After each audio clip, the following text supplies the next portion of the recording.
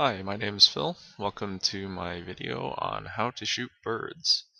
Uh, that's me sitting outside next to the umbrella there, and this video will go over through the process of what I did to get some what I hope are pretty good bird shots. So, the thing about photographing birds is that they are extremely skittish, and because they're not models, they don't go where you want them to go. So you're going to have to prepare a little bit ahead of time if you want to be able to predict where the birds are, especially if you don't have a great camera. Like I have the D40, which is a fine camera, but the autofocus system on it is not good enough to track birds across the frame. So you're going to have to set up ahead of time with some food and a location on where you're going to want to shoot them. You can see right there at 104, bird just bailed out because he didn't like the way things are going. That's pretty indicative of the way birds are. They're just very skittish, and if they see anything they don't like a person or a flash, they are not going to come around. Cardinals in particular are extremely skittish. In this sequence, we're going to be looking at cardinals, chickadees, and nuthatches.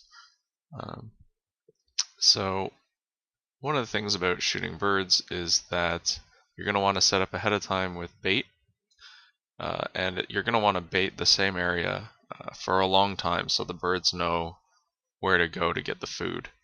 All animals like food, but in particular around this time of year, because a lot of birds are preparing for winter or they're getting set to migrate, it helps if you have some food set around, and if you put food out consistently over a long period of time, the birds will know where to go to get the food, and they'll go there consistently.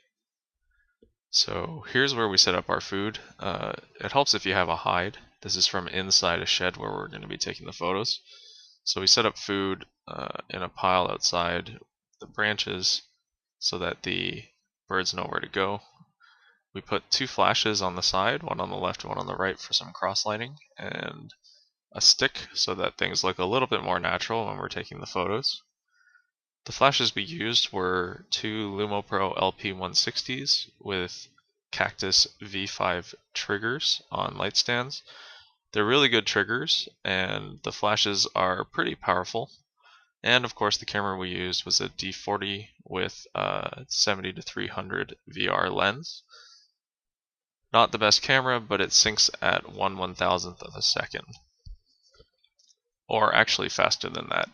There is no limit to the sync speed. It's just a question of how fast the flash triggers will respond, as well as the T.1 and T.5 times on the flashes.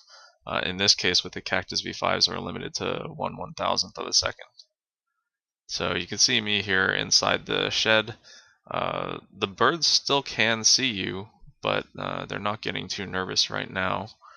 I'm chimping the photos because, well, I'm a bad photographer, and you probably really shouldn't do that until the end. It's important that you wait. You have to be patient. Things can take a long time when you're trying to photograph birds, and you could end up waiting outside for a really long time.